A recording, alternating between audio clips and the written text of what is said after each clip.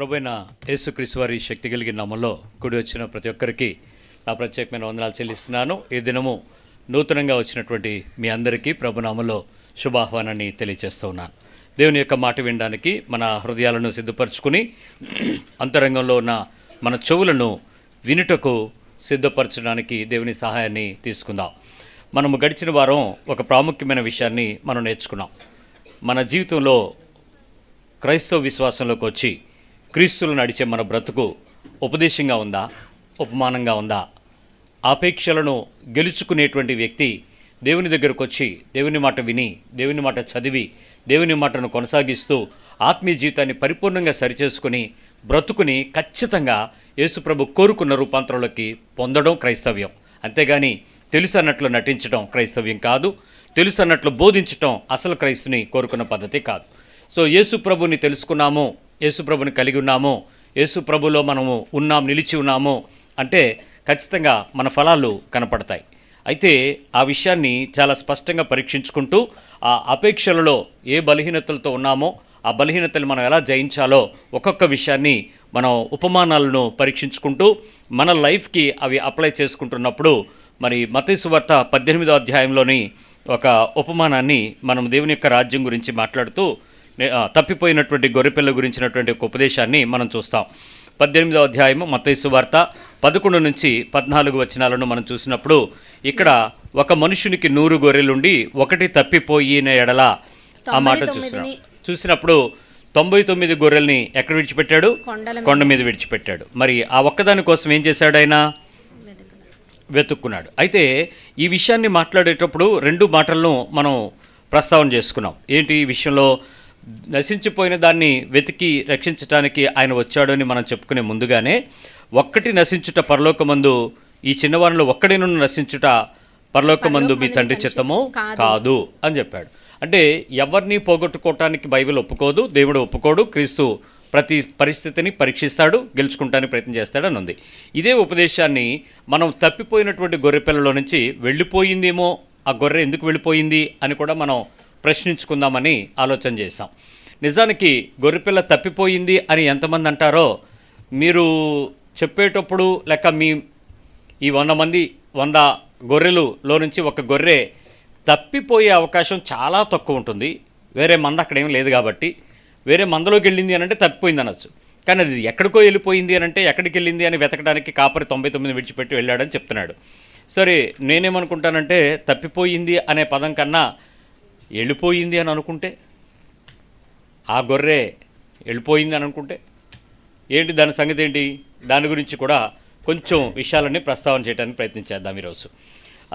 వెళ్ళిపోవడానికి అసలు వెళ్ళిపోవచ్చా, ఎందుకు వెళ్ళాలి, ఈ 2 వివరాలని ఒకసారి పరీక్షిద్దాం. ఒకసారి లూకా సువార్తకి రండి. ఇదే ఉపదేశాన్ని యేసుప్రభు వారు కొంచెం మార్చి మాట్లాడినటువంటి విషయం 15వ అధ్యాయం లూకా సువార్త, లూక్ 15లో అందుకు ఆయన 3వ వచనం ఈ ఉపమానము చెప్పాను. వారితో ఈ ఉపమానము చెప్పెను, మీలో ఏ మనుషునికైనను 100 గొర్రెలు కలిగి ఉండగా వాటిలో ఒకటి తప్పిపోయిన ఎడల, ఇక్కడ కూడా తప్పిపోయిందని అంటున్నాడు. ఒకటి తప్పిపోయిన ఎడల అతడు 99 అడవిలో విడిచిపెట్టి, అక్కడెక్కడ ఇందాక చదివిన దాంట్లో ఎక్కడ విడిచిపెట్టాడు? కొండ మీద వదిలేశాడు. వీళ్ళని ఎక్కడ విడిచిపెట్టాడు? అడవిలో విడిచిపెట్టి. ఇది ఇంకొంచెం భయంకరమైన ప్రదేశం. కొండ మీద అంటే ఏమో అనుకోవచ్చు, అడవిలో వదిలేశాడు. తప్పిపోయినది దొరుకు వరకు దానిని వెదక వెళ్ళడా, అది దొరికినప్పుడు సంతోషముతో దానిని తన భుజముల మీద వేసుకుని ఇంటికి వచ్చి తన స్నేహితులను పొరుగు వారిని పిలిచి, మీరు నాతో కూడా సంతోషించుడి, తప్పిపోయిన నా గొర్రె దొరికినదని వారితో చెప్పును కదా. అటువలే మారు మనసు అక్కరలేని 99 మంది నీతిమంతుల విషయమై కలుగు సంతోషము కంటే మారు మనసు పొందు ఒక్క పాపి విషయమై పరలోకమందు ఎక్కువ సంతోషము కలుగును. పరలోకంలో చాలా సంతోషం కలిగించేటువంటి ఒక సంఘటన ఏంటంటే, మారు మనసు అక్కర్లేని 99 వల్ల ఆ సంతోషం ఏం పరలోకం ఉండదంట. కానీ ఒక్క తప్పిపోయిన ఆ గొర్రె తిరిగి క్రమంలోకి వస్తే, మార్గంలోకి వస్తే, దొరికితే దానివల్ల వచ్చే సంతోషం చాలా ఎక్కువ ఉంటుంది. నేను ఈ ఉపదేశాన్ని మీతో మాట్లాడడానికి కొంచెం ఆలోచనాత్మకంగాను పరిణితి కలిగి మాట్లాడడానికి ప్రయత్నం చేస్తున్నాను. ఎందుకంటే ఈ ఉపదేశం మీలో ఎంతోమంది ఎన్నోసార్లు చదివి ఉంటారు. మీకు ఒక మంచి స్టోరీ కనపడి ఉంటుంది, మంచి ఉద్దేశం కనపడి ఉంటుంది. కానీ దాన్ని తవ్వుకుని ఎవరో లోపలికి వెళ్ళి అసలు ఇది ఇదా అని ఎప్పుడూ మీరు ఆలోచించుండరు. ఎందుకో తెలుసా? అంటే నా వరకు నేను చెప్తాను ఎందుకంటే నేను కూడా దాన్ని చాలా సంవత్సరాలు ఇది ఉపమానంగానే చదివాను తప్ప ఇది నా లైఫ్కి ఏంటి అని నేను ఎప్పుడు ఆలోచించలే. చాలాసార్లు దీని విషయంలో శోధించబడినప్పుడు ఏదైనా కొంచెం మర్మం దొరికితే చెప్పుదామనేటట్టు బోధకుడిగా చదివాను, కానీ నా బ్రతుకుకి ఇది ఎలా అప్లికేషను ఎలాంటి మార్టికి తెచ్చుకోవాలనేది చాలా తక్కువ తెలిసింది. సరే, ఈ విషయంలో మీరు గమనించినటువంటి రెండింటికి తేడా ఒక తేడా చెప్పాను ఇందాక. ఆ 99 గొర్రెల్ని మత్తయి సువార్తలో ఎక్కడ విడిచిపెట్టానన్నాడు? కొండ మీద. ఇక్కడ ఏం చెప్పాడు? 99 ఎక్కడ? అడవిలో. ఉపమానం చూడండి. కొండ ప్రత్యేకమైన ప్రదేశం, ఎత్తైన ప్రదేశం, దూరంగా ఉండే ప్రదేశం, ప్రజలు నివసించని ఒక దూరమైన ప్రదేశం. అక్కడ ఉన్న పచ్చికి ఏదైనా దొరికితే అక్కడ కొండల మీద నీళ్లు దొరుకుతాయా? కానీ అక్కడ వదిలేశాడు. సో ఆ ఒక్కదాన్ని దొరికినప్పుడు సంతోషించాడు అని ఉంది. ఇక్కడ దానికి కంటిన్యూషన్ ఇక్కడ రాశాడు. వీటిని ఎక్కడ వదిలేశాడు? అడవిలో వదిలేశాడు. తీసుకుని వచ్చి ఎక్కడికి వచ్చాడో తెలుసా? ఈ పట్టుకుని ఆ దొరికిన దాన్ని పట్టుకుని ఎక్కడికి వచ్చాడో చూడండి. ఇంటికి. ఎక్కడికి వచ్చాడట? తన ఇంటికి వచ్చి అవి ఎక్కడున్నాయి? అడవిలో. అక్కడ కాపర్ ఉన్నాడా? అసిస్టెంట్ పాస్టర్ ఉన్నాడా? ఇంకెవరన్నా పెట్టాడు అక్కడ? ఎవరిని పెట్టలే, వదిలేశాడు. కానీ దీన్ని పట్టుకుని ఎక్కడికి వచ్చాడు?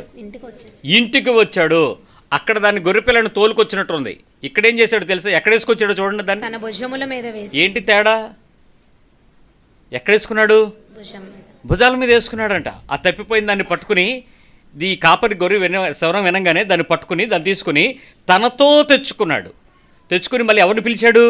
తన స్నేహితులను, పొరుగు వారిని పిలిచి, తనకు కావలసినటువంటి స్నేహితులను, తన చుట్టుపక్కల ఉండే వాళ్ళని పిలుచుకుని ఏం చెప్పాడంటే, మీరు నాతో కూడా సంతోషించండి, తప్పిపోయిన నా గొర్రె దొరికినదని చెప్పి. నేను దీన్ని ఇంకోలా చెప్తాను. మీరు బాధపడిన అంటేనే అది తప్పిపోయింది, అడవిలో సైలెంట్గా ఉంది. ఈయన తీసుకొచ్చి పబ్లిసిటీ చేశాడు. ఏమని? ఇది తప్పిపోయింది అని. ఎంత బాగలేదండి ఇది. అందరికీ, మళ్ళీ ఎవరికి? చుట్టుపక్కల వాళ్ళందరికీ పిలిచి ఈ గొర్రె తప్పిపోయింది అంటే ఆ గొర్రెకి బాగుంటుందా? సంతోషంగా ఉంటుందా? ప్లస్ సంతోషించండి అంటాడు. అంటే ఏదో పార్టీ చేసి ఉంటాడు, చిల్ అని ఉంటాడు. అందరూ వచ్చారు, అందరూ చూశారు, ఇదిగో ఇదే తప్పిపోయింది, రండి చూడండి అంటే అది సేమ్ ఫీల్ అవ్వాల్సిన దగ్గర పరలోకమందు సంతోషం కలుగుద్ది అన్నాడంట. ఈ ఉపమానాన్ని కొంచెం ఎలాబరేట్ చేస్తే తప్ప మన బతుకులో ఈ పరిస్థితి ఎలా ఉంటుంది అన్నది అర్థం కాదు. సరే, ఇది నేను ముందు ఒక విషయాన్ని చెప్పి రెండో విషయాన్ని వివరంగా మాట్లాడతాను. మొదటి విషయం అర్థం చేసుకుందాం. తప్పిపోవటం వేరు, వెళ్ళిపోవటం వేరు. మొన్న వారం తప్పిపోవడానికి కారణాలు వెతికాం. ఈరోజు వెళ్ళిపోవలసినటువంటి పరిస్థితి ఏమైనా వచ్చి ఉంటుందేమో ఒకసారి ఆలోచిద్దాం. లెట్ మీ టెల్ యూ, ఒక గొర్రె ఆ మందలో నుంచి వేరుపడి వెళ్ళిపోవడానికి, దూరంగా వెళ్ళిపోవటానికి, వాటిని వదిలేసి వెళ్ళిపోవటానికి, ఆ కాపరి దగ్గర మాటలు వినకుండా వెళ్ళిపోవటానికి ఏదో కారణం ఉండకపోదు. ఖచ్చితంగా ఏదో ఉంది. అది ఏమై ఉంటుంది ఒకసారి ఊహిద్దాం, ఆలోచిద్దాం. బహుశా ఆ మందలో కుటుంబాధిపత్యం ఎక్కువైపోయి ఉంటుంది. అందుకని అది ఉండలేక వెళ్ళిపోయింది. అన్నిటికీ వాళ్ళ ఆవిడ, ఆ కాపరి గారి పెద్ద పిల్లడు, అల్లుడు, కూతురు, మనవడు, మనవరాలు, ఇంకెంతసేపు అక్కడంతా కుటుంబం తప్ప ఎవరిని పట్టించుకునే, ఎవరైనా వారి తలాంతుల్ని ప్రదర్శించే, లేక వారి విలువలను ఉపయోగించుకునే, వారి జ్ఞానాన్ని కానీ, ఆత్మను కానీ, తలాంతును కానీ, శక్తిని కానీ, సామర్థ్యాన్ని కానీ, వారికి ఉన్నటువంటి దైవికమైన పద్ధతిలో ఏదైనా విలువైన దాన్ని ఉపయోగించడానికి అక్కడ అవకాశం లేదేమో. అప్పుడేమవుద్ది? ఖచ్చితంగా ఆ గొర్రె మాట్లాడరే, తప్పిపోయే అవకాశం ఎక్కడుంది? అక్కడ వెళ్ళిపోద్ది. ఎందుకంటే ఇంకెందుకండి, అక్కడికి వచ్చే ఉపయోగం ఏముందండి? మేమేం చేయగలమండి? మాకేం పని ఉందండి? ఏం ఉపయోగం లేదు కదా. అక్కడ ఏ పనికైనా అంతా వాళ్ళే కదా, స్టేజ్ మీద లైమ్ లైట్ అంతా వాళ్ళదే కదా, మనమంతా చీకట్లోనే కదా, మనకి ఎందుకులే అని వెళ్ళిపోయి ఉంటుంది. నువ్వు కూడా వెళ్ళిపోవచ్చు. ఏ సహవాసానికైతే దేవుడు నిన్ను పిలిచాడో, ఏ మందలోకైతే నిన్ను చేర్చాడో, ఆ మందలో దేవుడు నీకు ఇచ్చినటువంటి కృపావరాలను, సామర్థ్యాలను, బలములను, తలాంతులను, ఉపయోగించే విలువలను నైతికంగా దేవుని యొక్క పరిచర్యలో గనక నువ్వు వాడబడకపోతే, నిన్ను ఉపయోగించకపోతే, నిరభ్యంతరంగా ఇబ్బంది పడకుండా నీ తలాంతు ఎక్కడ ఉపయోగపడద్దో ఆ ప్రదేశానికి, ఆ మందిరాన్ని విడిచి వెళ్ళిపోవచ్చు. No doubt. ఎందుకు అనంటే నీ తలాంతుని దేవుడు ఆ సంఘంలో పెట్టేటప్పుడే ఆ సంఘం విషయంలో ఒక ఆలోచన ఉంది, ఆ సంఘం విషయంలో ఆయనకు ఒక నిర్ణయం ఉంది, ఆ కాపరి విషయంలో ఒక పిలుపు ఉంది. ఆ కుటుంబాన్ని, ఆ సంఘాన్ని, ఆ పరిచర్యకు నిన్ను అతికించినప్పుడు దైవికమైన ఉద్దేశాన్ని ఈ కాపరి పర్మిట్ చేయటలేదు, ఒప్పుకోవటలేదు, లోపలికి రానివ్వటలేదు, అవకాశం ఇవ్వటలేదు. కాబట్టి కార్యక్రమాలన్నిటి వాళ్ళకి, పనులు పద్ధతులు మనకి అనంటే అది దైవికమైన నిర్ణయం కాదు. ఆ ప్రదేశంలో నుంచి ఆ గొర్రె తప్పకుండా వెళ్ళిపోవచ్చు. మొదటి కారణం. రెండో కారణం చెప్తాను. విపరీతమైనటువంటి ధనాపేక్ష సంఘంలో అధికమైపోయి బోధంతా డబ్బులే, వాక్యము కొద్దిసేపు, తలాంతులు లేక ఆ ప్రదర్శించేటువంటి కార్యక్రమాలు, పథకాలు పక్షపాత ధోరణితో విపరీతమైనటువంటి ధనాపేక్ష పథకాలు. ఇదిగో టీవీ కార్యక్రమం, ఇదిగో పుస్తక కార్యక్రమం, ఇదిగో పలానా మీటింగ్ కార్యక్రమం, పలానా ముసలోళ్ళ కార్యక్రమం, అన్నదాన కార్యక్రమం, పలానా ఈ కార్యక్రమం, ఆ కార్యక్రమం, యవనస్తుల భాగస్వామి పథకం, ముసలోళ్ళ పథకం, పెళ్లికానోళ్ళ పథకం, ఈ రియల్ ఎస్టేట్ పథకం, ఏవో ఒక పథకాలు పెట్టి విపరీతంగా ధనానికి సంబంధించినటువంటి ఆపేక్షను అధికంగా బోధించేటువంటి ఏ ప్రదేశంలోనైనా నువ్వు ఉండవలసి వస్తే, నువ్వు గనక చేరిన తర్వాత, నేను మళ్ళీ చెప్పనా, ఈ 100 మందిని చేర్చేటప్పుడు ఆ కాపరి పిలుపు అందరికీ సామాన్యమైందే. ప్రారంభంలో బాగానే ఉంటుంది. నెమ్మదిగా పెరిగే కొద్దీ అవసరతలు పెరుగుతాయి, నెమ్మదిగా పెరిగే కొద్దీ ఎస్టాబ్లిష్మెంట్స్ పెరుగుతాయి.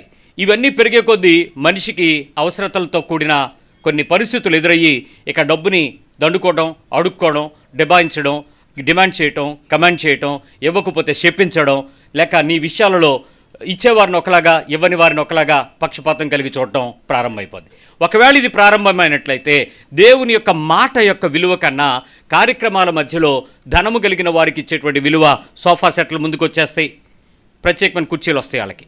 ఎవరు అనంటే ఆ గొప్పోళ్ళు వచ్చినప్పుడు ఒక్క నిమిషం పాట ఆపి కూడా వాళ్ళకి వందనాలు చెప్తుంటాడు. ఈయన ఆరాధిస్తుండేవాడు మధ్యలో ఆగిపోయి, దేవుడు వచ్చినట్టు. ఏ దేవుడు? డబ్బు కలిగిన దేవుడు, ధనం కలిగినవాడు. మనుషులకు ప్రాధాన్యత ఇస్తూ వారిని ముందుకు తెప్పించుకుని, వారిని కూర్చోబెట్టుకుని, వారికి వందనాలు చెప్పుకుంటూ, అవసరానికి వారినే పెడుతూ ఈ కార్యక్రమం అంతా కూడా అయ్యగారి దయవల్లైంది. దేవుడు లేడు ఇక్కడ, అయ్యగారే. ఎప్పుడైతే ఈ రకమైనటువంటి ధనాపేక్షలు, పథకాలు, పక్షపాతాలు ప్రవేశించాయో, నీవు ఆ ప్రదేశంలో ఉండడం కంటే ఆ ప్రదేశం నుంచి వెళ్ళిపోవలసి వస్తుంది. నువ్వు వెళ్ళిపోవడం తప్పులేదు. ఎందుకంటే అక్కడ దేవునికి సిరికి దాసుడుగా ఉండాల్సిన నీ బ్రతుకులో దేవునికి దాసుడుగా ఉండకుండా సిరికి దాసుడు అవుతావు, డబ్బుకు దాసుడు అవుతావు. సో పేమెంట్ నాకు కావాలి, డబ్బులు నాకు అవసరం, డబ్బులు నాకు లేకపోతే ఎలా అవుతుంది, పరిచర్య చేయాలంటే ఎలా అవుతుంది అని విపరీతమైనటువంటి ధోరణితో ధనాపేక్ష కలిగినటువంటి మోసగాళ్ళు నిన్ను ప్రేరేపించడానికి ప్రయత్నం చేస్తూ ఆ మందిరంలో దేవుని యొక్క మాట కన్నా ఆ మనిషిని చెదరగొట్టే పరిస్థితిని తెస్తారు. దీన్ని మనం ఎక్కడ కూడా ఆపలేం. ఈ పరిస్థితులు దాటిపోతాయి, దానిలోంచి నువ్వు బయటికి వెళ్ళిపోయే పరిస్థితులు ఎదురవుతాయి. దాన్ని నువ్వు ఆపక్కర్లేదు, యూ కెన్ గో, వెళ్ళిపోవచ్చు. నెంబర్ 3, విపరీతమైనటువంటి కార్యక్రమాలు సంఘంలో అధికమైపోతాయి. ఏంటి కార్యక్రమాలు అని అంటే, ఏ కార్యక్రమమైనా చాలా ప్రాముఖ్యమైనటువంటి అట్టహాస కార్యక్రమాలు చేస్తూ ఉంటారు. ఈ కార్యక్రమాలతో పాటు చాలా పెద్ద ఆత్మీయ మోసం ఏంటో తెలుసా? భోజనాలు.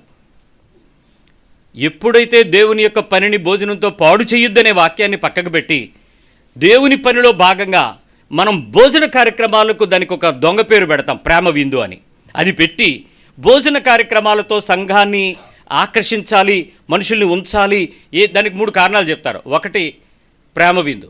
2, దూరం నుంచి వస్తున్నారు మరి ఎలాగా అనేటువంటి పథకం. 3, ఏదైనా పరిస్థితుల్లో మనం ఇలా చెయ్యకపోతే సంఘంలో మనుషులు ఉండరు, వెళ్ళిపోతారు. కాబట్టి మనం ఏం చేయాలి? అందరినీ ఉంచుకోవాలి అనంటే మేపాలి. ఈ 3 కారణాలు చెప్పి సంఘంలో భోజనాలని ఆకర్షణగా పెట్టుకుంటూ ఉంటారు. దీనికి నెలకొకసారి అంటారు, మొదట్లో వారంకి ఒకసారి పెడతారు. దానివల్ల కొన్ని రోజుల తర్వాత ఇచ్చేవాడు ఎవడు ఉండడు, బిర్యానీ తెచ్చేవాడు ఎవడు ఉండడు. ఆ తర్వాత వారంకి మారిపోయి నెలకు ఒకసారి వెళ్తుంది. ఆ తర్వాత 3 నెలలకు ఒకసారి ఏదో ఒకటి. తిండి మాత్రం మానరు, తిండి విపరీతంగా పెట్టడానికి ప్రయత్నం చేస్తూ ఉంటారు.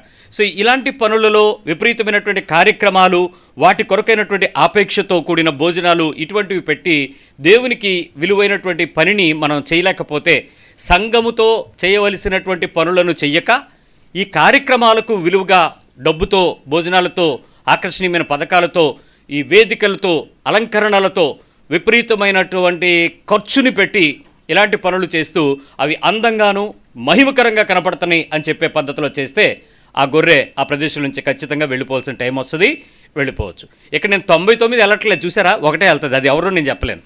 ఆ గొర్రె ఎందుకు వెళ్ళొద్దో చెప్పనా? ఆ గొర్రెకు కావాల్సింది వాక్యమయ్యున్న యేసు. మిగిలిన 99కి ఏం అక్కర్లేదట?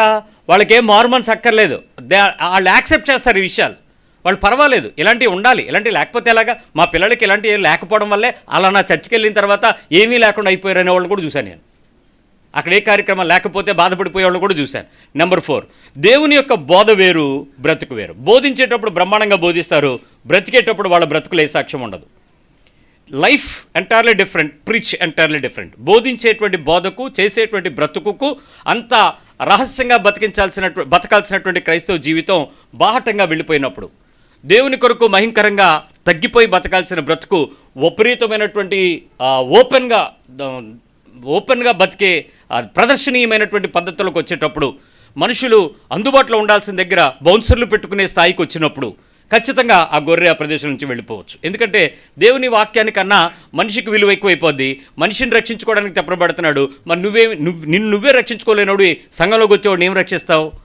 కాబట్టి ఆ 99 గొర్రెల్లో నుంచి, ఆ 100 గొర్రెల్లో నుంచి ఆ ఒక్క గొర్రె ఖచ్చితంగా ఆ ప్రదేశంలో నుంచి వాక్యానుసారమైన బోధకు తగినటువంటి బ్రతుకు లేనప్పుడు వెళ్ళిపోద్ది. నెంబర్ 5, ఓల్డ్ టెస్ట్మెంట్ విపరీతంగా బోధించి క్రొత్త నిబంధనలు బోధించక విపరీతమైన పాటలు ఆరాధనతో సమయాన్ని గడిపేటువంటి ప్రదేశంలో దేవుని మాట దొరకక, విటమిన్లు లేని ఆహారం తినడం వల్ల, రోజు రుచించని రొట్టెను ఆ ఎండిపోయిన ముక్కల్ని తినటం వల్ల దానికి ఆరాధన, మహిమ, పరలోకం, ఇక్కడే దేవుని సన్నిధి, ఇలాంటి అబద్ధాలని ప్రదర్శిస్తూ విపరీతమైన సమయాల్లో పాత నిబంధనను బోధించుకుంటూ, ధర్మశాస్త్రాన్ని బోధిస్తూ, కఠినమైన విషయాలను బోధిస్తూ, విపరీతమైన విషయాలను హెచ్చరిస్తూ, దైవికమైన విషయాలలో జీవితాన్ని ప్రదర్శించకపోవటం. ఒక చిన్న ఎగ్జాంపుల్ చెప్తాను. ఈ మధ్యకాలంలో మీరు అన్న ఏలూరు నుంచి జ్యోతిరాజ్ అన్న మాట్లాడిన వాక్యం మీరు వినుంటారు.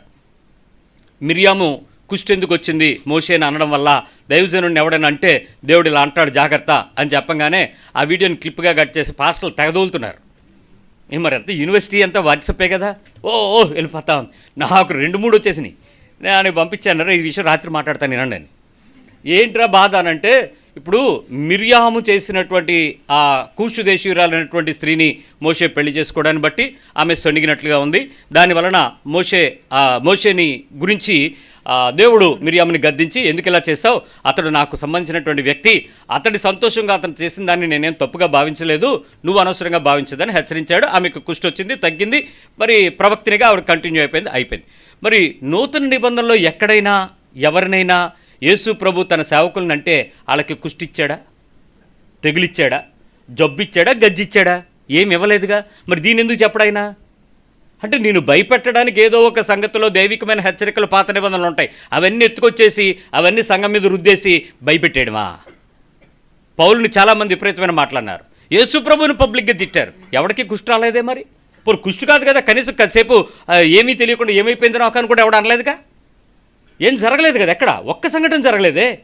మరి అలాంటి విషయాలు ఎందుకు మాట్లాడరు అంటే, నువ్వు బైబిల్ చదవు, మొదట నీ తప్పు, రెండోది దాన్ని అర్థం చేసుకోవు, నీకు అయ్యగారే దేవుడు, అయ్యగారు చెప్పిన మాటే దేవవాక్కు, దేవుని సంగతులు నీ మనసుకి ఎక్కనివ్వవు, సో నీ ప్రాబ్లం నీకుంది. సో అలాంటి బోధల్లో పాత నిబంధనను, ఓల్డ్ టెస్ట్మెంట్ని విపరీతంగా మాట్లాడి కృపలో నుంచి, దేవుని యొక్క ధర్మశాస్త్రంలో నుంచి నిన్ను విడిపించినటువంటి దేవుని యొక్క ప్రేమను బోధించకపోవటం వల్ల తప్పులోకి ఆ గొర్రె వెళ్ళిపోవచ్చు, ఖచ్చితంగా బయటకు పోవచ్చు. దానికి మరొక కారణం పాటలో ఆరాధన.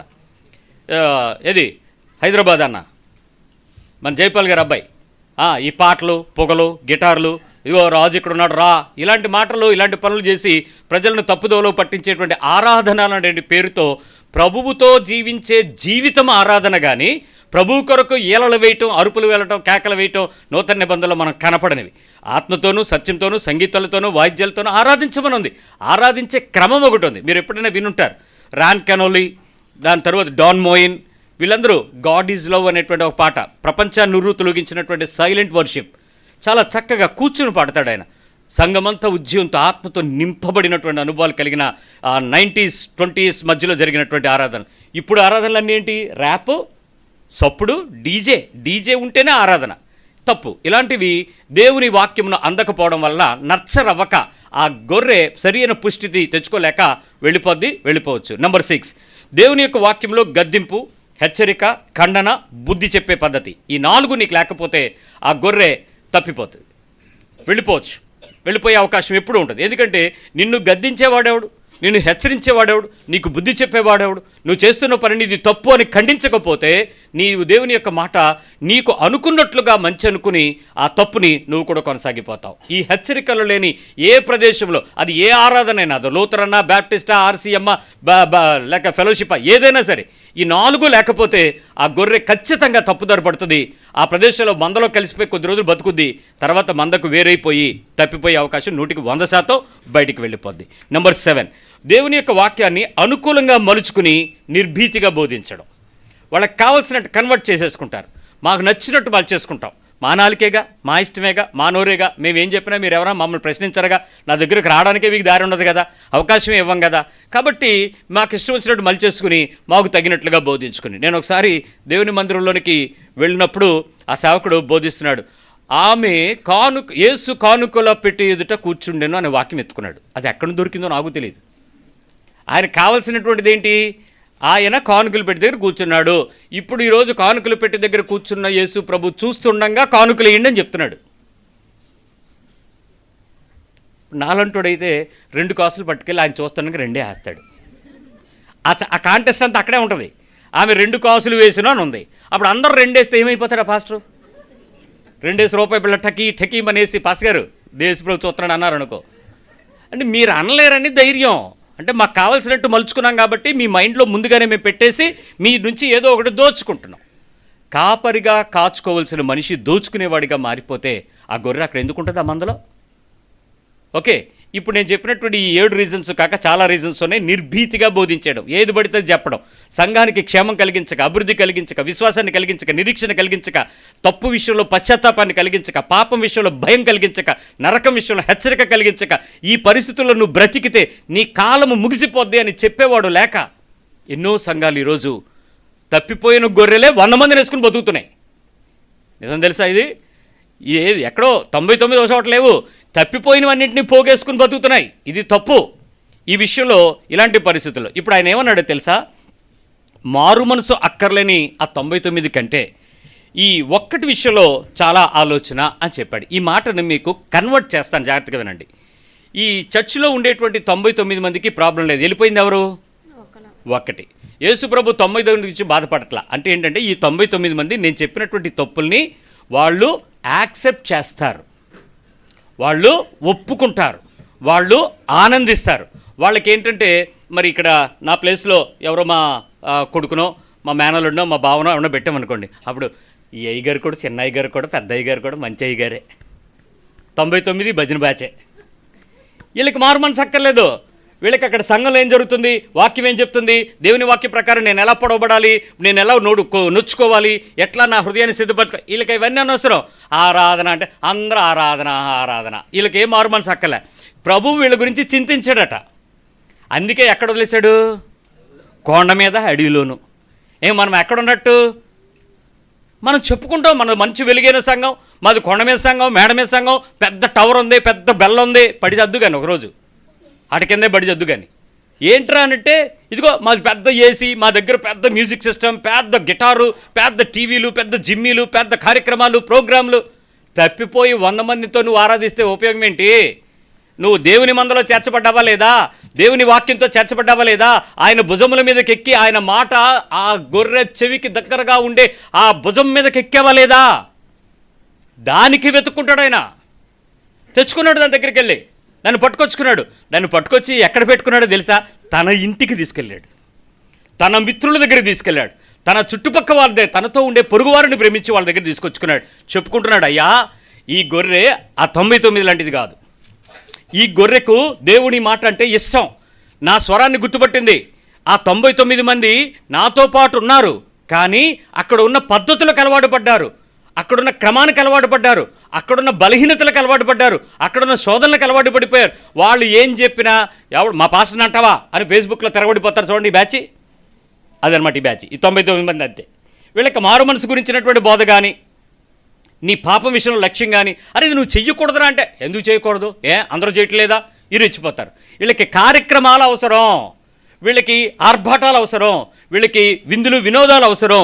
ఏ రకమైనటువంటి పరిస్థితుల్లో లోకానుసారమైనటువంటి పరిస్థితులే వాళ్ళకి ఇష్టం, కానీ వాళ్ళకి రాజకీయాలు ఇష్టం, వాళ్ళకి ధర్నాలు ఇష్టం, వాళ్ళకి పదవులు ఇష్టం, వాళ్ళకి పోరాటాలు ఇష్టం, వాళ్ళకి సంఘాల్లో ఏ రకమైనటువంటి పరిస్థితుల్లోనైనా అక్రమమైన సానుభూతులు ఇష్టం.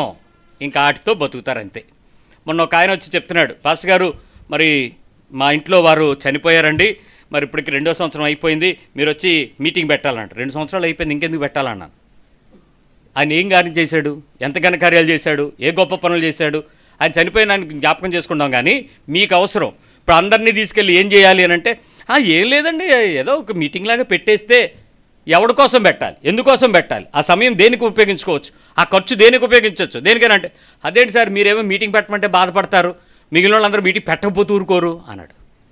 వాళ్ళ కార్యక్రమాలు అవసరం, వాళ్ళకి ఆర్భాటాలు అవసరం, వాళ్ళకి విందులు వినోదాలు అవసరం, వాళ్ళ కానుకలు, ఆ మనుషుల గుర్తింపులు, ఆ పేపర్లో ఫోటోలు, ఆ టీవీలో కార్యక్రమాలు, దానికి ఏదో ఒకటి చెప్పుకోవడం వాళ్ళకి అవసరం. కానీ క్రీస్తు కొరకు బ్రతకాల్సినటువంటి వ్యక్తి నాకు దేవునితో ఉండేటువంటి సంబంధాన్ని వెతుక్కోవటానికి ఆ 99 మందిని వదిలి వెతుక్కుంటే, దాన్ని వెతుక్కుని వెళ్ళి దాన్ని ఎత్తి భుజాల మీద తెచ్చుకుని దాన్ని తీసుకొచ్చి ఆయన పక్కన చేర్చుకుని మంచి పరిస్థితుల్లో యేసుప్రభు దగ్గర కూర్చోబెట్టుకోవటానికి పడిన ప్రయాస ఎంత గొప్పదో చూడు. ఈరోజు ఆ ఒక్క గొర్రె నిజానికి తప్పిపోయింది అనే దానికన్నా వెళ్ళిపోయింది అని చెప్పచ్చు. ఈ 99లో ఎమడలేక, వీళ్ళతో పాటు ఉండలేక, వీళ్ళ కోసం రాజీ పడలేక వెళ్ళిపోయింది ఆ గొర్రె. దానికోసం యేసుప్రభు వెళ్ళాడు. ఇప్పుడు చెప్తాను వినండి. వెళ్ళిపోయినటువంటి ఆ గొర్రె గురించి ఆయనకున్న ప్లాన్ చాలా గొప్పదర్రా. ఏం చేశాడు తెలుసా? ఈ 99 గురించి ఆయన చింతించలేదు, కానీ ఆ వెళ్ళిపోయిన దాని గురించి చాలా బాధపడుతూ వెళ్ళి దాని గురించి శ్రద్ధ వహించి ఆయన ఒకటి ఆలోచించాడు, ఈ 99తో దీన్ని కలిపితే ఇది పాడైపోద్ది అనుకున్నాడు. నా మాట అభ్యంతరం అయితే మీరు చెప్పండి. మరి ఎందుకు ఆడితో కలపలేదు? దో పద, వాళ్ళు ఉన్నారు పద అని ఎందుకు అనలేదు? ఆయనకి తెలుసు, ఏ వాక్యమునైతే ఆ గొర్రె కోరుకుందో, ఏ మాటనైతే హెచ్చరికను కోరుకుందో, ఏ బలముతోనైతే తన బ్రతుకుని మార్చుకోవడానికి కోరుకుందో, ఆ ప్రదేశంలో ఆయనతో ఉంచుకోవడానికి ఇష్టపడ్డాడు, ఇంకెవరితోనో చేర్చుకోవడం కంటే. అంటే ఇలాంటి పరిస్థితుల్లో నువ్వు వెళ్ళిపోవలసిన అవసరం వస్తే వెళ్ళిపో, కానీ వెళ్ళిపోవలసిన అవసరతకు నిందలు మోపెళ్ళొద్దు, కారణం చూపిల్లు. ఆ కారణం ఏమై ఉండాలో తెలుసా? యేసుప్రభువే నీకు కారణమై ఉండాలి. ఆ మాట నా బ్రతుకు లేకపోవడం వల్ల నేను వెళ్తున్నానని చెప్పగలగాలి. ఈ మాట వల్ల నా బ్రతుకు మారుతుంది, కానీ ఇక్కడ ఆ మాటే లేదు, ఆ యేసే లేడు, ఆ వాక్యమే లేదు, ఆ జీవాహారమే లేదు, ఆ బలమే లేదు. నువ్వు అక్కడికి వచ్చేటప్పటికి రాజకీయాలు, సిద్ధాంతాలు, ప్రభు బల వారం వల్ల ఇస్తారా? ప్రతి వారం ఇవ్వకపోతే రంజిత్ ఓఫిర్ బ్యాచ్, ప్రతి వారం ఇవ్వకపోతే మీరు నరకానికి వెళ్ళిపోతారు. ఈయనే పరలోకం దారి, రంజిత్ ఓఫిర్ గారు రాసిన పుస్తకమే. ఎందుకు ఈ బలహీనతలు? వీళ్ళు క్రీస్తు కొరకు బ్రతికే జీవితం కన్నా ఎవరో ఏదో చెప్తే ఆ సిద్ధాంతాలను పట్టుకుని దానివైపు కొంతమందిని ఈడ్చుకుపోవడం, తప్పించేయటమే, బలహీనతలకు వెళ్ళిపోవటమే. నీకు సిద్ధాంతం ముఖ్యమా, క్రీస్తు ముఖ్యమా? గుర్తుపెట్టుకో, నీకేది ముఖ్యమో. సో యేసుప్రభుకు తెలుసు, అలాంటి వాటిలో చేర్చకుండా, అలాంటి మందల్లో పెట్టకుండా ఈ ఒక్క గొర్రెని తీసుకెళ్ళి ఆయన పక్కనే పెట్టుకుని, ఆయనతోనే పెట్టుకుని, ప్రజలందరికీ చూపించి సిగ్గుపరచబడకుండా సంతోషంగా చెప్పుకున్నాడంట. ఇదిగో నేను తప్పిపోయింది, నా దగ్గరికి వచ్చింది, నా మాట విన్నది. ఏమండి, ఒకవేళ తప్పిపోయింది అనుకుందాం, వెళ్ళిపోయింది అనుకుందాం, కాపరి వెళ్ళాడే అనుకుందాం, ఆయన స్వరం గుర్తుపడుతుంది కాబట్టి పిలిచాడు అనుకుందాం, అరిచాడు అనుకుందాం, వెతికాడు అనుకుందాం, కనిపెట్టాడు అనుకుందాం. అదే తుప్పల్లో దాక్కుని వచ్చాడు, కాసేపు అరిసిపోతాడులేని అక్కడ గొర్రె రాకపోతే ఏమవుద్ది? కాసేపు వస్తాడు, 2 రోజులు వస్తాడు, పోతాడులేపో అని వదిలేస్తే ఏమవుద్ది? ఆ గొర్రె ఆ స్వరాన్ని గుర్తుపడితే వస్తుంది, లేకపోతే రాదు. ఇలాగే ఎవరో నా దగ్గరికి పాపం రెగ్యులర్గా వచ్చేవాడు కుర్రాడు, చాలా దూరం నుంచి వచ్చేవాడు, తన చేతులతో కష్టపడి పనిచేసుకుంటూ మందిరానికి వచ్చి దేవుని మాట వింటూ ఉండేవాడు. ఆ మనిషి దగ్గరికి ఎవరో కొంతమంది వెళ్ళి, మీరు అక్కడికి ఎందుకు వెళ్తున్నారు, ఎక్కడికి వెళ్ళండి, అక్కడికి రండి, ఇక్కడికి రండి అని మొత్తానికి బుర్రని చెదరగొట్టారు. ఆ మనిషి రావడం మానేశాడు. 1 వారం చూశాను, 2 వారాలు చూశాను, 3 వారాలు చూశాను. తర్వాత సంఘంలో ఒక యవనస్తుని పిలిచి, అరే నాన్న నువ్వు అటు వెళ్ళేటప్పుడు తమ్ముడిని పలకరించు, మాట్లాడు అని చెప్పాను. ఎందుకంటే చాలా నమ్మకంగా ఉంటాడు, యథార్థంగా ఉంటాడు, సిన్సియర్గా ఉంటాడు, ఓపికగా ఉంటాడు, భారంగా పనిచేస్తాడు, ప్రతి పని విషయంలో లక్ష్యం కలిగి ఉంటాడు, నిరుత్సాహపడని వ్యక్తి. అలాంటి వ్యక్తిని పోగొట్టుకోవడానికి ఎవరు ఇష్టపడతారు? దేవునిలో ఇష్టం కలిగినటువంటి వ్యక్తి. పనుల గురించి కాదు, ప్రభు గురించి అంత ఆసక్తి, దూరం నుంచి కూడా ప్రయాసపడి వచ్చాడు. సో వెళ్ళాడు. వెళ్ళి మా బాబు చర్చి నుంచి ఒక అబ్బాయి వెళ్ళి తనతో కూర్చుని ఒక అరగంట సేపు మాట్లాడి ఏమిటి నువ్వు రాలేకపోతున్నందుకు కారణం ఏంటి అని విచారిస్తే ఆ తమ్ముడు చెప్పినటువంటి కారణం ఏంటంటే ఏమీ లేదు, ఊరికే రావట్లేదు అన్నాడు. వచ్చాడు. మళ్ళీ ఇంకొక బ్రదర్ వెళ్ళాడు, ఆయన కూడా మాట్లాడాడు. ఇద్దరు వెళ్ళారు, మాట్లాడాడు. ఇక లాభం లేదని చెప్పి నేను వెళ్ళాను. అప్పటికే 3 నెలలు అయిపోయింది. 3 నెలల తర్వాత మళ్ళీ నేను వెళ్ళవలసి వచ్చింది కాదు, వెళ్ళాను. కావాలని పనిగట్టుకుని ఆ దూరం వెళ్ళి ఆ బాబు దగ్గర కూర్చుంటే అన్న డ్రింక్ తాగుతారన్నాడు. ఏమొద్దు, నేను వచ్చిన కారణం ఏంటంటే నీ కోసమే వచ్చాను, ఏమైంది, ఎందుకు రాలేదు, కారణం ఏంటో చెప్పు, నేను తెలుసుకోవాలనుకుంటున్నాను. ఒకవేళ నన్ను సరిచేయాల్సి వస్తే నువ్వు సరిచేయి, నా బోధ కానీ నా బ్రతుకు కానీ నీకు ఇబ్బందికరంగా అనిపిస్తే యూ కెన్ కరెక్ట్ మీ అన్నాడు. అబ్బే అలాంటిది ఏం లేదంట. మరి ఎందుకు రావట్లేదు? ఏమీ కారణం లేదు అన్నాడు. ఏమీ కారణం లేదు, నేను మాత్రం రాలేను. పోనీ ఎక్కడికైనా వెళ్తున్నావా అంటే ప్రస్తుతానికి ఎక్కడికి వెళ్ళట్లేదు, తర్వాత వెళ్తాను, కొద్ది రోజులు గ్యాప్ తీసుకుని వెళ్తాను. అప్పటికే 3 నెలలు. ఎలా వెళ్తావు? తప్పిపోతావేమో, నాశనం అయిపోతావేమో, తోడేళ్ళు ఉంటాయి, జాగ్రత్త అని కొన్ని హెచ్చరికలు చేశాను. తర్వాత తను రాలేదు. ఆపేస్తే విషయాన్ని పక్కకు పెడితే తను ఇప్పుడు ఎక్కడున్నాడో తెలియదు, ఎలా ఉన్నాడో తెలియదు. అక్కడ ఉన్నాడని తెలుసు. ఎక్కడో మందిరానికి ఎక్కడో చోట వెళ్లకుండా ఉంటారు కదా ప్రభులో ఉంటే. అయితే తప్పిపోతారు, లేకపోతే ఎక్కడో చోటకి వెళ్తాడు. అయిపోయింది. నేను ఆలోచిస్తూ అడిగాను. నేను వెళ్ళాను, కాపరి వెళ్ళాడు, పిలిచాడు, అరిచాడు, కూర్చున్నాడు, మాట్లాడాడు. ఇంచుమించు 3 గంటలు అక్కడ గడిపాము. మళ్ళీ ఆ గొర్రె వెనక్కి రాలేదు. ఇప్పుడు ఆ గొర్రె విషయంలో కాపరికి ఏమైనా బాధ్యత ఉందా? ఇప్పుడు చెప్పండి. ఆ గొర్రె వెనక్కి వచ్చింది అని అంటే, ఆ స్వరాన్ని గుర్తుపట్టింది అని అంటే, ఆ గొర్రెకి కావాల్సింది ఏదో దొరికింది. ఇప్పుడు నేను వెళ్ళినప్పుడు నేను చెప్తున్నటువంటి ఆ విశ్వాసకి కావాల్సింది నా దగ్గర నుంచి దొరకలేదు. కాబట్టి వెళ్ళిపోయాను. నేనేం బాధ్యుడిని కాదు. అఫ్కోర్స్ నేను నచ్చాలని ఏం లేదు, అందరికీ బోధ నచ్చాలని ఇష్టపడాలని ఏం లేదు. కానీ ఎవరో ఒక చోటకి అతను వెళ్ళడం అనేది దేవుని యొక్క కోరిక. అంటే నేను చెప్పొచ్చేది ఏంటంటే, ఆ 99 మారు మనసు అక్కర్లేని వాటి గురించి వాళ్ళు దేవుడికి తెలుసు, ప్రార్థన తెలుసు, పాటలు తెలుసు, ఆరాధన తెలుసు, పాస్టర్ గారు తెలుసు, సంఘం తెలుసు, సంఘాలు తెలుసు, మందిరాలు తెలుసు, సేవకులు తెలుసు, మీటింగులు తెలుసు, ఏది గుంటూరు గుడారాల పండుగలు తెలుసు, స్వస్థత నీడలు తెలుసు, ఏం పళ్ళు, బత్తాయి పళ్ళు, అరటిపళ్ళు తెలుసు, ఏవో అంజూరు పళ్ళు తెలుసు. వీళ్ళందరికీ తెలుసు. వీళ్ళకి చాలామంది దేశం మీద బోల్డ్ మంది సేవకులు తెలుసు. యేసు ప్రభువే తెలియదు వీళ్ళకి. వీళ్ళ దరిద్రం వాళ్ళకి అర్థం కాదు. అది తప్పిపోయిందే తప్ప వెళ్ళిపోయింది కాదు. వీళ్ళకి దేశమంతా తెలుసు, వాక్యమైన యేసు ప్రభు తెలియదు. అలాంటి వారిని యేసు ప్రభు దగ్గరికి తీసుకురావడం ఎవరికైనా కష్టం, యేసు ప్రభుకైనా కష్టమే. అయిపోయింది. నిన్న సడన్గా ఆ సహోదరుడు కలిశాడు. ఆఫ్టర్ 6 years, 6 ఏళ్ల తర్వాత నువ్వు ఎలాగైనా ఒకసారి మా ఇంటికి రండి అన్నాడు. మేము ఆ ఊరు వెళ్ళాం. వెళ్తే సరే పద అని చెప్పి ఇంటికి వెళ్ళాను. కూర్చున్నాం, మాట్లాడాం, ప్రార్థన చేసాం, వచ్చాం. అతను చెప్తున్నాడు ఇలాగా అని. సరే మంచిది, వదిలే. నువ్వు ఎక్కడో చోటుకి వెళ్తున్నావు కదా, దేవుని దగ్గర ఉన్నావు కదా అంటే, ఉన్నాం కానీ ఇక్కడ వాక్యం ఏమి అందట్లేదు అన్నాడు. ఇప్పుడు తప్పు ఎవరిది? నాది నీకు నచ్చపోవచ్చు, నువ్వు నా దగ్గరికి రావాలని రూల్ ఏం లేదు. కానీ వాక్యం చెప్పే దేవుడు ఉన్నాడు. ఎక్కడో దొరుకుతాడు నీకు. నీ గొర్రెకు నీకు కావాల్సిన అవసరం తీర్చేటువంటి దేవుడు ఉంటాడు. ఆ ప్రదేశంలోకి పంపిస్తాడు. అక్కడికి నువ్వు వెళ్ళడానికి అందుబాటులోకి రావాలి. యేసుప్రభు స్వరం వినాలి. వినకపోతే, స్పందించకపోతే నువ్వే నష్టపోతావు. సో ఈ విషయాన్ని మనం కొంచెం అర్థం చేసుకుందాం. ఇప్పుడు నువ్వు మందిరంలో నుంచి వెళ్ళిపోయే అవకాశం, వెళ్ళాల్సిన పరిస్థితి ఎలా ఉంటుందో నీకు తెలుసు. ఒకసారి మందిరం గురించి, లేక మంద గురించి, లేక సంఘం గురించి దేవుని యొక్క వాక్యంలో అభిప్రాయం ఏంటో ఒకసారి చూద్దాం. సరేనా? నేను మీకు ముందు చెప్పినటువంటి అవకాశం ఏంటంటే, నీకేమైనా ప్రాబ్లం వస్తే, వాక్యం సరిగా అందకపోతే చర్చిలో నుంచి హ్యాపీగా వెళ్ళిపో, యేసుప్రభు నేను పట్టుకుంటాడు, నేను వాక్యం ఉన్న దగ్గర చేరుస్తాడు అని చెప్పాను. అది నువ్వు ఆయన స్వరానికి వింటే, ఆయన మాటకు వింటే. స్పందించకపోతే ఆ గొర్రె అక్కడే ఉంటుంది తొప్పలో. నువ్వు బాగా వెలుగులో ఉన్నాను అనుకుంటావు, చీకట్లోనే ఉంటావు, వెలుగును గ్రహించకుండా ఉండిపోతావు. సో సంఘం గురించి దేవుని యొక్క ఏర్పాటు ఏంటో ఒకసారి చూద్దాం. ఒకసారి రండి. కీర్తన 119, 178 వచనం, 119, 119 కీర్తనలో 178 వచనంలో యేసుక్రీస్తు తన మాట గురించి చెప్పినటువంటి వచనం ఒకసారి చదువుదాం. 176 లాస్ట్ వచనం. 6 ఉన్నాయా? తప్పిపోయిన గొర్రె వలె నేను త్రోవ విడిచి తిరిగి 176. తప్పిపోయిన గొర్రె వలె నేను త్రోవ విడిచి తిరిగి తిని నీ సేవకుని వెతికి పట్టుకొనుము. ఎందుకనగా నేను నీ ఆజ్ఞలను మరిచివాడను కాను. నువ్వు ఎప్పుడైతే దేవుని ఆజ్ఞలను మరిచిపోకుండా ఉంటావో, నిన్ను వెతికి పట్టుకోవటానికి దేవుడు వస్తాడు. దారి తప్పి తిరిగే అవకాశం ఉందా లేదా?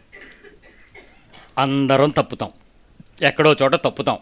ఇక్కడ సంఘములో నుంచి నువ్వు బయటకు వెళ్ళి త్రోవ తప్పిన గొర్రె వలె ఈ ఉపమానం యేసుప్రభు చెప్పాడంటే ఆ ఉపమానానికి కావాల్సినటువంటి ఓల్డ్ టెస్టిమెంట్ కాంటెస్ట్ ఏదో ఉంటుంది, లేకుండా ఆయన మాట్లాడు. ఆయన చెప్పిన ప్రతిదానికి ఓల్డ్ టెస్టిమెంట్ ఒక రిఫరెన్స్ చూపించగలను. ఆ విషయాన్ని, ఆ సందర్భాన్ని ఆయన ఉటంకిస్తూ ప్రజలను సిద్ధపరుస్తూ క్రమపరుస్తూ మాట్లాడుతూ ఉంటాడు.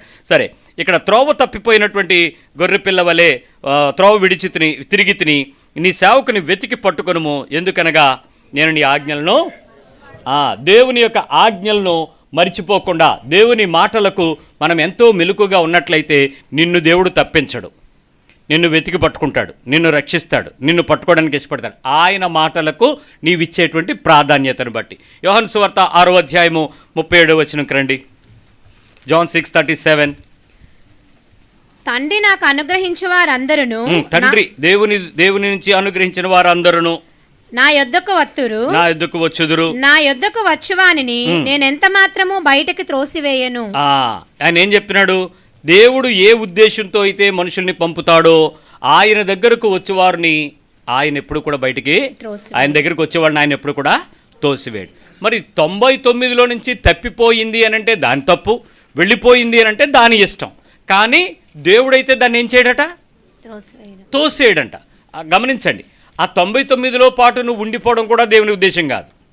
ఎందుకంటే వాడికి ఇంకా మారుమనసు పొందాలన్న అవసరం కానీ, ఆశ కానీ, కోరిక కానీ, నేను మార్చుకోవాలి, నా బతుకును మార్చుకోవాలి, నా క్రియలను మార్చుకోవాలి, నేను దిద్దుబాటు చేసుకోవాలి, ఈ ఆశ లేని ఆ 99 వాటి గురించి పరలోకం ఎందుకు బాధపడద్ది? ప్రభు ఎందుకు బాధపడతాడు? ఆశ కలిగిన ప్రాణాన్ని కానీ తృప్తిపరుస్తాడు కదా. దున్నపోతైనా అది నీడలోకి వెళ్ళాలని అనుకుంటేనే అది కదురుద్ది, లేకపోతే ఎండే సమ్మగా ఉంటుంది దానికి. ఇది అంతే. ఈ 100 మందిలో 99లో పడి అలా రెడీ అయిపోవడం కంటే ఒక రోషంగా బతకడానికి ఒక ఆలోచన కలిగి ఉంటే దేవుడు ఆ విషయాన్ని ఎంత మాత్రమో తోసివేయనన్నాడు. యెషయా గ్రంథం 40వ అధ్యాయము 11వ వచనంలో, ఐజయా 40:11. పిల్లలందరూ బైబిల్ తీయండి. యవనస్తులందరూ బైబిల్ తీసి ఆ వాక్యం అలా ఉందో లేదో చూడండి. యెషయా గ్రంథం 40వ అధ్యాయము 11వ వచనం. గొర్రెల కాపరి వలె ఆయన తన మందను మేపును, గొర్రెల కాపరి వలె మందను మేపును, తన బాహువుతో గొర్రె పిల్లలను కూర్చి రొమ్మును ఆనించుకొని మోయును. ఆయనకున్న ఆశ ఏంటో తెలుసా? రొమ్ముల మీద ఆనించుకొని మోసుకుంటాడంట, తన గుండెల మీదకు తెచ్చుకుంటాడంట. గొర్రెల కాపరి వలె మేస్తాడంట. గొర్రెల కాపరిని మేపేటప్పుడు మీరు ఎప్పుడైనా గమనిస్తే చాలా రకాల గొర్రెలు ఉంటాయి. పిల్లలు, ముసలివి, యవ్వనవి, బలమైనవి, శక్తి కలిగినవి, కొమ్ములు తిరిగినవి, పాలిచ్చేవి, రకరకాలు ఉంటాయి కదా. వీటికి మేత తినేటప్పుడు వాటిని తోలేటప్పుడు చూసుకుంటాడు. ఏ వాటిని ముందు తోలి ఎక్కువ పచ్చిక ఉండేవి తినాలో, ఏ వాటిని పక్కకు తోలాలో ఆయన డిసైడ్ చేసి సపరేట్ చేస్తూ ఆ ప్రదేశంలో ఆ పచ్చిక చక్కగా వాటికి ఆరోగ్యాన్ని ఇచ్చేది తినేదిగా ఆ నీళ్ల దగ్గరికి తీసుకెళ్లేటప్పుడు శాంతికరమైన జలముల దగ్గర నడిపించడానికి ఆయన ఇష్టపడతాడు. He's have a good planning. అతని మనుషులందరినీ ఎలా నర్చర్ చేయాలో, ఎలా చేయాలో ఆలోచన కలిగి ఉంటాడు, రొమ్మునెత్తుకుంటాడు. నిజానికి చాలామంది, నేను సేవకులతో మాట్లాడేటప్పుడు ఈ వారం మీరు ఏం బోధించబోతున్నారు, నెక్స్ట్ వీక్ మీ చర్చ్కి మీరు ఇచ్చేటువంటి మెసేజ్ ఏంటంటే, ఏముందండి ఆ టైంకి ఏదో ఒకటి చెప్తానన్న. ఏదో ఒకటి చెప్తావా? ఏం చెప్పాలి, నీకు ప్లానింగ్ లేదా అని అంటే ఏదో ఒకటండి, బైబిల్ నుంచి మనకు బోల్డ్ వాక్యాలు ఉన్నాయి కదండి. అలా ఎలా చెప్తావు అంటే, మీరు ఎలా చెప్తారు అన్నాడు. 1 year ప్లాన్ వేసుకుంటాను. ఈ సంవత్సరం నా సంఘానికి నేనేం బోధించాలో, నా గొర్రెలకి ఏ మేత పెట్టాలో, ఏ స్థితిలో వాళ్ళని బలపరచాలో, ఏ స్థితికి వారిని నిలబెట్టాలో, ఏ స్థాయికి వారిని హెచ్చింపచేయాలో, ఏ పరిస్థితుల్లో వారి విశ్వాసంలో కర్త అయిన యేసు వైపు చూడగలరో, ఏ పరిస్థితులకు వాళ్ళు సేవకుడైన నన్ను పక్కకు పెట్టి ప్రభు వైపు కనులు ఎత్తగలరో, దానికి తగినట్టుగా వాక్యంలో స్టెప్ బై స్టెప్ వాళ్ళు తీసుకెళ్తాను. I have a blue print. నాకు ఈ ప్లాన్ ఉంది, ఈ పద్ధతి ప్రకారం నా గొర్రెలు నేను మేపుతాను. అదేంటి సార్, సంవత్సరానికి మీరు రెడీ అయిపోతారా? మరి దేవుని వాక్యం చెప్తుంది 1 సంవత్సరం కాదు. నేను నెక్స్ట్ ఇయర్ ఏంటి 2026లో నేనేం బోధించాలి, 7లో ఏం బోధించాలి, 8లో ఏం బోధిస్తే నా సంఘం ఎక్కడి వరకు రాగలదు, ఏ స్థాయికి మనుషులు నిలబడగలరు, ఏ పరిస్థితికి బిడ్డలు తాను ఎదుర్కోవడం నిలబడగలరు, ఇవన్నీ నేను ఆలోచిస్తున్నానండి. దాని కొరకు నేను అంత లేదండి. నువ్వు ఒకే రోజు 3 చర్చిలు నడిపించేస్తారు, ఏం చెప్తారండి సార్? 3 చర్చిలు అన్నీ ఒకలాగా ఉండవు కదా సార్. కాబట్టి ఇక్కడేదో అలాగా, అక్కడేదో అలాగా, ఇక్కడేదో ఎలాగా. ఏం చెప్పాలనుకుంటున్నావు? ఏదో ఒకటి చెప్పాలి. ఏదో ఆ గంట గడిపేసి ఆ సంచి నింపేసుకుని ఆ బ్యాగులను ఏరేసుకుని ఇక వెళ్ళిపోవటం. ఇదేంటి సంఘం? ఇదేమని నడిపించడం? కాపరి ఆహారాన్ని ఎలా ఇవ్వాలో చాలా చక్కగా బైబిల్ చెప్తుంది. ఆ రకంగా పోషించడానికి ఇష్టపడాలట. ఇర్మియా గ్రంథం 31వ అధ్యాయము 10వ వచనం. ఇర్మియా 31:10, 31:10. జనులారా యెహోవా మాట వినుడి, జనులారా ప్రజలారా యెహోవా మాట వినండి, దూరమైన ద్వీపములలోని వారికి దాన్ని ప్రకటింపుడి. ఆ, ఇజ్రాయేలును చెదరగొట్టిన వాడు వాణ్ణి సమకూర్చి గొర్రెల కాపరి తన మందను కాపాడునట్లు కాపాడునని తెలియచేయుడి. గొర్రెల కాపరి తన మందను కాపాడునట్లు. యేసుక్రీస్తు గురించి నూతన నిబంధనలో గొర్రెల కాపరిగా పరిచయం చేయడానికి కారణం యేసుక్రీస్తు వారి గురించినటువంటి ప్రవచన గ్రంథంలో చెప్పబడిన మాట. లోక పాపమును మోసుకొని పోవు దేవుని గొర్రెపిల్ల, దేవుని కాపరి, దేవుని కాపరి, దేవుని కాపరి వలె వారికి ఆహారం పెడతాడు. ఆహారం ఏంటి? శారీరక ఆహారమే మాత్రమే కాదు, ఆయన ఇచ్చిన ఆత్మీయ ఆహారము ఆ సంఘములో, ఆ ప్రజలలో అనేకులను యేసుక్రీస్తు దగ్గరికి తీసుకొచ్చింది. Because of the word of God. వాక్యమే. ఆ వాక్యంతో వారిని ఆయన ఏం చేశాడు? వాళ్ళని పోషించాడు. ఇది మందను చేర్చేటప్పుడు ఆయనకున్నటువంటి పరిస్థితి. ఇప్పుడు ఆలోచించండి. లూకాసు వార్త 15లో మనం చెప్తున్నటువంటి ఉపమానంలో ఈ 7వ వచనం ఒకసారి మనం చూసేద్దాం. ఈ మాట మీకు నాకు చెప్పిన మాటే ఒకసారి మీరు చదివేటప్పుడు మీరు చూసుకుంటే మీకు సంతోషం కలుగుద్ది. అటువలే మారు మనసు అక్కరలేని 99 మంది నీతిమంతుల చెప్పాను కదా, ఆ 99 వాళ్ళకి ఏం అక్కర్లేదు. అసలు మారు మనసు అనేది వాళ్ళకి అవసరం లేదు. వాళ్ళకి ఇప్పటికీ మీరు ఎప్పుడైనా ఎవరికైనా అలాంటి వాళ్ళ దగ్గరికి వెళ్ళి ఏమండి దేవుని మాట ఇలా ఉంటుందండి అని మీరు చెప్తే, మా చర్చిలో కూడా వాక్యం ఉంటుందండి, మా చర్చిలో కూడా క్రిస్మస్కి డ్యాన్సులు ఉంటాయండి, మా చర్చిలో కూడా వీధిలో చాలా మంచి ప్రోగ్రామ్స్ పెడతారు మా పాస్టర్ గారు పెద్ద పెద్దోళ్ళని తీసుకొస్తారు. నేను ఇప్పటికీ అదే అనుకుంటా, పెద్ద పెద్దోళ్ళని తీసుకొస్తారంటే మరి మీ పాస్టర్ ఎందుకో అర్థం కాదు వీళ్ళకి. ఇప్పుడు నా గొర్రెలు నా స్వరం వింటాయి అన్నాడు. ఇప్పుడు ఆ కాపరి ఎలా ఉంటుందో ఆ ఉపమానం మీకు మాట చెప్తానండి. ఎప్పుడూ కూడా గొర్రెల కాపరి ఒంటరిగా వెళ్ళడు. నెంబర్ 1, ఒంటరిగా వెళ్ళేటువంటి ఒక పెద్ద గొర్రెల కాపరి అతను మిగిలిన గొర్రెల కాపరులను తీసుకుని వారి మందలను కలుపుకుని అన్నిటినీ తీసుకుని మంద మేపడానికి వెళ్తాడు. ఒకటి గొర్రెలే కాదు, చాలామంది గొర్రెలు దానిలో కలుస్తాయి. 4-5 మందలు కలిసి వెళ్తారు. ఆ కాపరులందరూ చుట్టూ కాసుకుంటారు. మందలన్నీ అక్కడ శ్రేష్టంగా హ్యాపీగా ఉంటాయి. రాత్రులు కాపలా కాస్తాయి. ఈ ఒక్కడైతే ఏమైనా జరుగుతుంది. అందుకని ఉంటారు 4-5. కానీ ఏ కాపరి గొర్రెలు అతని స్వరాన్ని వింటాయి. ఇది కదా క్రమం. సో వీళ్ళు చెప్పేటువంటి విషయం మీరు ఎన్నైనా చెప్పండి, ఎంతమందికైనా చెప్పండి, వాళ్ళు దేవుని మాట తప్ప మా పాస్టర్ గారు మాకు ఇంకెన్నరో దేవుని మాటకు వాళ్ళకి వినపడదు. సో ఓకే, వాళ్ళని పక్కకి పెడదాం. ఇప్పుడు ఆయన ఏం చేశాడు 7వ వచనంలో? 99 మంది నీతిమంతుల విషయమై కలుగు సంతోషము కంటే మారు మనసు పొందు ఒక్క పాపి విషయమై పరలోకమందు ఎక్కువ సంతోషము కలుగును. అమ్మా ఇది 7వ వచనం రా, 15:7. అటువలే మారు మనసు తీసుకొచ్చి ఏం చెప్పాడు? ఇంటికి తీసుకొని వచ్చి తన స్నేహితులను మారు మనసు అక్కరలేని పొందు ఒక్క పాపి విషయమై పరలోకమందు ఎక్కువ సంతోషము కలుగును. ఇప్పుడు ఒక్క నీతిమంతుల విషయమై కలుగు సంతోషం కంటే 99 మంది ఎవరు? మారు మనసు అక్కర్లేని నీతిమంతులు. అక్కర్లేని నీతిమంతులు వాళ్ళు. చాలా బాగుంది అబ్రివేషన్. వాళ్ళకి ఏం అక్కర్లేదు? అక్కర్లేదు. కానీ ఎవరాళ్ళు అంటే ఎలా అంటారు? వాళ్ళు నీతిమంతులు. వాళ్ళకి క్రిస్మస్ పాటలన్నీ వచ్చు, వాళ్ళ ఆరాధన బాగా చేయగలరు. కొత్త బట్టలు కట్టుకుంటే ఇంకా వాళ్ళు మన క్రైస్తవులో బయట వాళ్ళు తెలియదు. పెళ్ళిళ్ళకి వెళ్తే అలా ఉంటారు వాళ్ళు. వాళ్ళు నీతిమంతులు. వాళ్ళు నోట్లో వాక్యాలు చెప్పేస్తుంటారు, రెఫరెన్స్లు తెలిసిపోతాయి, అన్నీ తెలుసు, నీతిమంతులే. కానీ వాళ్ళకి ఏం అక్కర్లేదంట? మనస్సు మారి రూపాంతరం ఒకటి వలన వారు నూతన పరచబడే అనుభవానికి వారికి ఇష్టం ఉండదు. దేవుని మాటకు వాళ్ళు ఎంత మాత్రం సిద్ధపడరు, వాళ్ళు ఒప్పుకోరు, అక్కర్లేదు. కానీ ఒక్క పాపి మారు మనసు పొందితే ప్రభు దగ్గర ఉంటాడు. పరలోకం సంతోషిస్తుంది, భూమి కాదు, పరలోకంలో ఆనందిస్తారంట.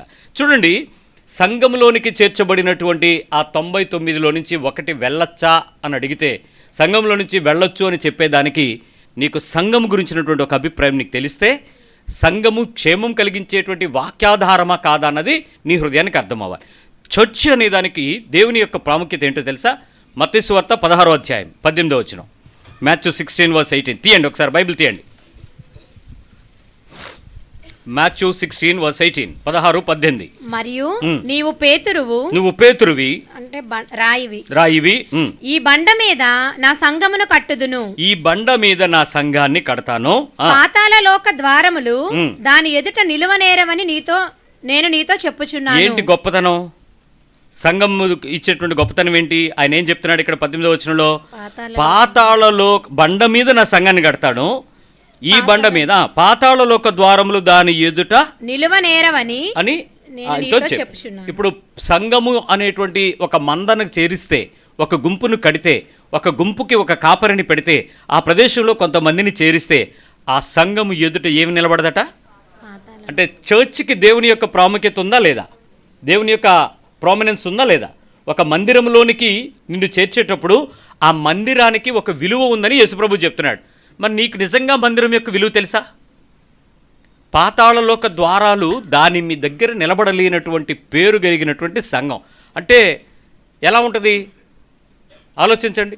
ఆ సమాజంగా కూడుకొనుట, సహవాసంగా కూడుకొనుట, అందరూ కలుసుకొనుట, ఏకత్వం కలిగి, ఏక నిర్ణయం కలిగి, ఒకే మనస్సుతో ఒక శరీరంగా ఏర్పడి, ఒకరి సుఖ కష్ట దుఃఖాల యందు ఏక మనస్సు కలిగి, వారి పరిస్థితులలో పరిచర్యలలో సహా అనుభవాన్ని కలిగిన ఆ క్రీస్తు యొక్క ఆ పరిచర్య ముందు పాతాళం నిలబడదంట. అది ఆ సంఘం యొక్క గొప్పతనం.